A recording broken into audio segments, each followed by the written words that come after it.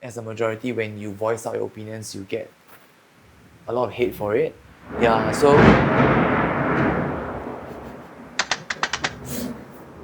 hi, I'm Bing Bing, BM, and I'm 26 this year. Hello, I'm Jeanette and I'm 24 this year. Yeah. And we're And, strangers. yeah, strangers. Just yes. met. Was there a moment where you realized privilege exists?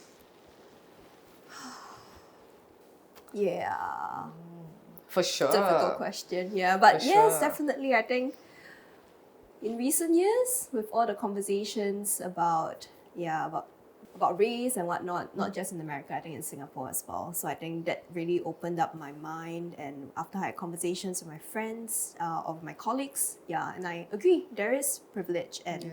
I mean, coming from the majority race in Singapore, I do recognize there's privilege. I always appreciate when people can accept that is there. You know, it makes me feel safe when I have friends who are able to actually acknowledge that they do have some privileges that I don't. But that doesn't mean that I don't have privileges as well. You know, I feel like I was born into like a middle income family. So there are privileges that I face because of that. There are privileges that I have because I grew up in Singapore with an education system that enabled me to, articulate my thoughts and have the power to make these choices, right? One of the privileges that I've noticed I have compared to like past generation women is the agency I have over my life, and so I feel like privilege is something that's so intersectional that we can talk about it on so many levels. It's like it's hard for me to think of just one moment where I realized that privilege exists, because I think it's an experience that we have every single day. Cumulative, right? Yeah. Yeah. I think a moment that like comes to me is when I was working at like my previous job. So in like my gap year, I worked at an events company. And my boss and somebody else, like her like right hand man sort of thing, were like looking through resumes because they were hiring. Yeah. So like on the resume, they'll put like the passport photo of like how you look and stuff. So they're like looking through this resume, and for whatever reason, I think like they didn't look at the first page of this person's resume. So they're kind of like flipping through.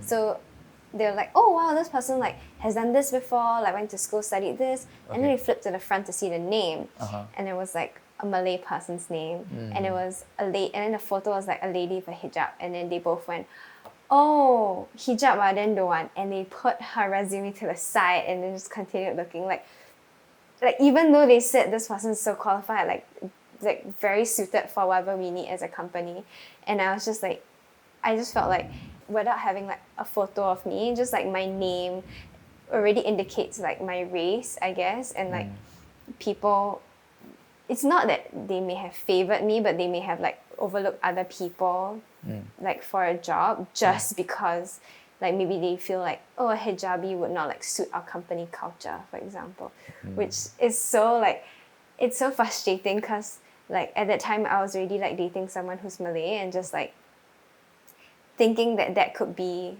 like the person I dated is just Didn't out the crazy. chance, right? Yeah. Was it like a Mandarin speaking kind of job? No, right? No, not at all. It was just like, but everyone in the office was like Chinese female. Yeah. Yeah. Okay, I can think of one moment where I had like a light bulb click moment.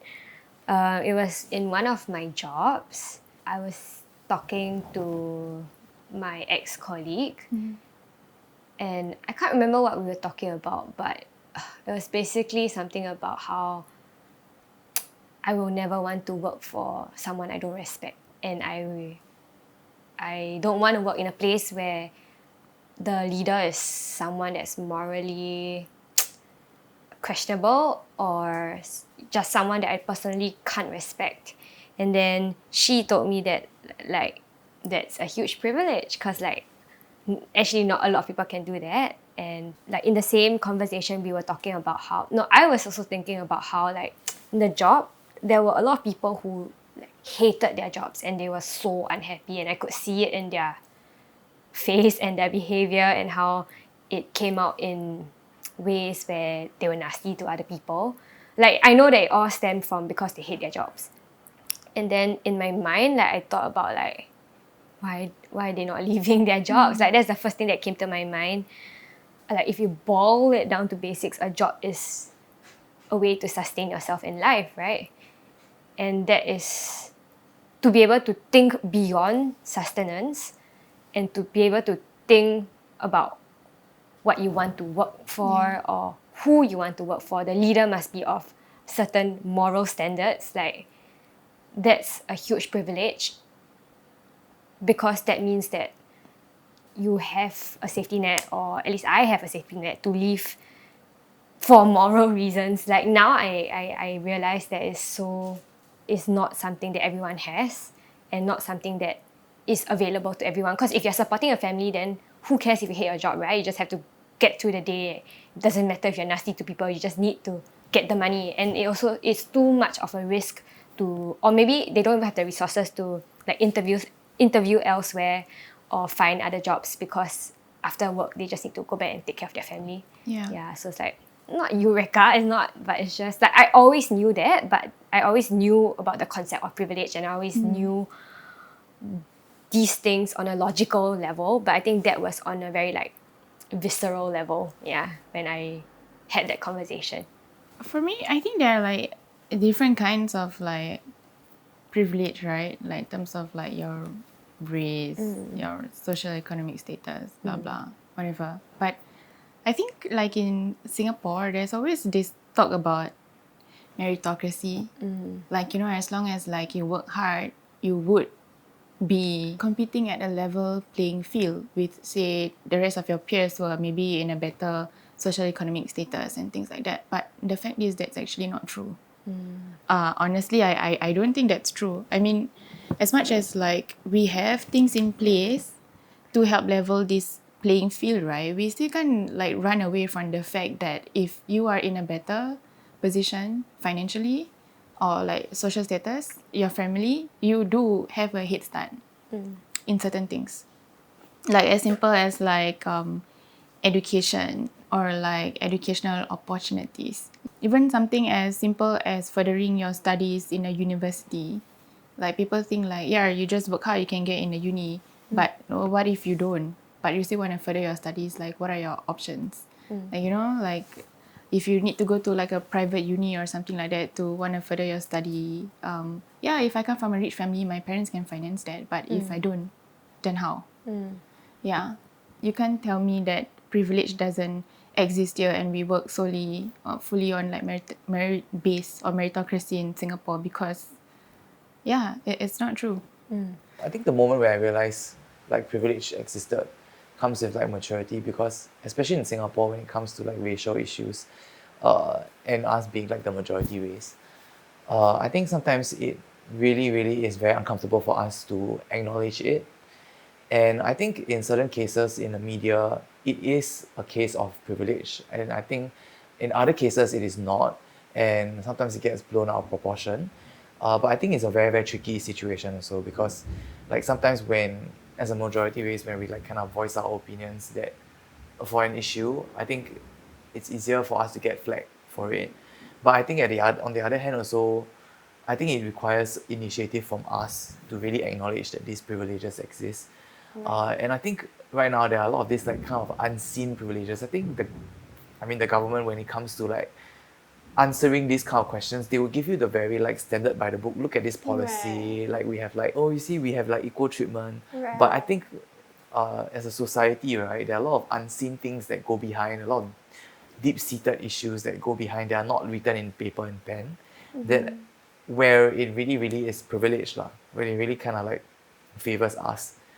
And I think it would be good that from a majority-based standpoint, we can come out, really like start the initiative to really acknowledge these things, and see like how we can be more inclusive. I think the main issue about like privilege is unless you really like go out and like reflect or like talk to different people of different backgrounds, you may not even realize that you have that privilege. Correct. Yeah. And you've been through I think like the only way you can empathize is that you've been through a situation where you are disadvantaged. Right. Yeah, and then you'll finally understand that, oh yeah, this is how it feels, it sucks. And then maybe when, you know, sometimes like when people talk about like Chinese privilege and stuff, and then you are like, it's really very uncomfortable to really acknowledge it. Yeah. Because it's like, oh my God, I was just born a Chinese, I didn't do anything. What have I done Yeah. to like deserve all this hate, right? But it's like exactly the reason why you Correct. gotta like acknowledge it. Yeah, and like it's tough lah. It's definitely tough. I think the process is tough, but yeah, it's part of growth law. Yeah. What to do? I mean, you have to experience discomfort to grow. No, yeah. How has this impacted the way you have been treated? Yeah, to me it's simple. I just work harder. Yeah, because I have none of this. Okay, I wouldn't say I have none of these privileges, but I mean I don't have certain things, so it just naturally conditioned me to work harder to get the things that I want. Yeah. I think I'm able to, because I have this privilege of like, if I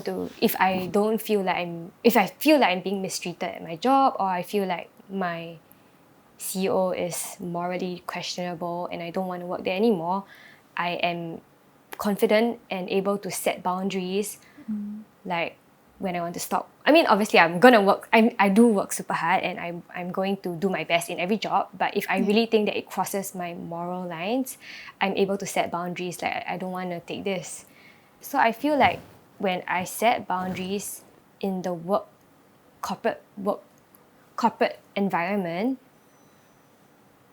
people do respect it, which I recognize and I am very grateful for. And I know that it's because of the privilege, where I have this mindset like, if it crosses my boundaries, I can leave. How has privilege affected our personal relationships? I think with that same conversation line we're having, like women privilege, right? I think definitely in our generation now, there's this conflict of interest. At least I feel it, because I come from a more traditional family. My mom is a housewife. She brought us up. She gave up her career. So I think there's a conflict. Like some members of my family still think that women should, stay at home, do the housework, cook, take care of the kids. But then for us, because we're so, like you mentioned, like exposure and opportunities, right? There's this expectation on women today that we have to do it all. We have to have great careers. We got to take care of our kids, make sure they don't go bad. They'll be like, oh yeah, look at that. But then the older generation will be like, oh yeah, you cannot work. I mean, like the mom's supposed to stay at home and take care of the kids. Yeah. And who's going to be there at home when the kids come home, that kind of thing. But then I'm like, but I want to have my career. Yeah. I want to have my kids also. But how am I supposed to juggle it? So there's definitely like debates going on, at least within my circle of family members. I think my friends are all quite open-minded. They're all like, yeah, I mean, it's flexible. You want to be a housewife, I think it's fine as well. I mean, mothers are great.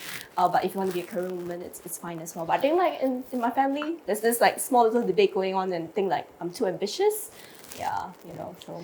I think what's interesting for me is how frequently I hear this from my female friends, and how much of it I don't hear from male friends. Right. Like when they talk about becoming a career man, and like I've actually never heard a man say, I don't know how I'm gonna juggle between career and fatherhood. And I'm like, it's just this intrinsic like expectation, right? Yeah, Women, but doesn't it take two to have a baby? That's true. Yeah. So shouldn't y'all be parenting? Yeah. So that's what when my mom is like, now when my cousins are giving birth, right? Then they're like, oh my goodness, look at their husbands. They're so hands-on. And I'm like, that's what it's supposed to be, right? As they should be. Yeah, but my mom's like, well, like back in my generation, it's not. So yeah.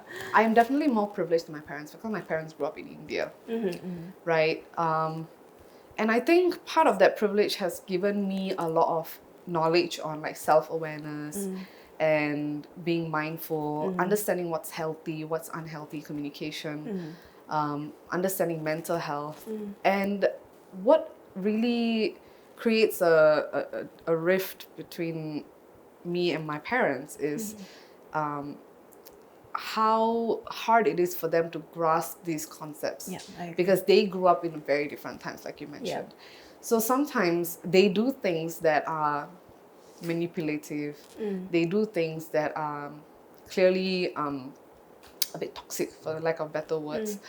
It affects our relationship, of course. But I have to, as the more aware and mindful person, I have to acknowledge that they don't realize this is what they're doing. And if I were to bring this up it's also because I was privileged enough to understand the difference Yep. between what's healthy and what's Yep. unhealthy, right?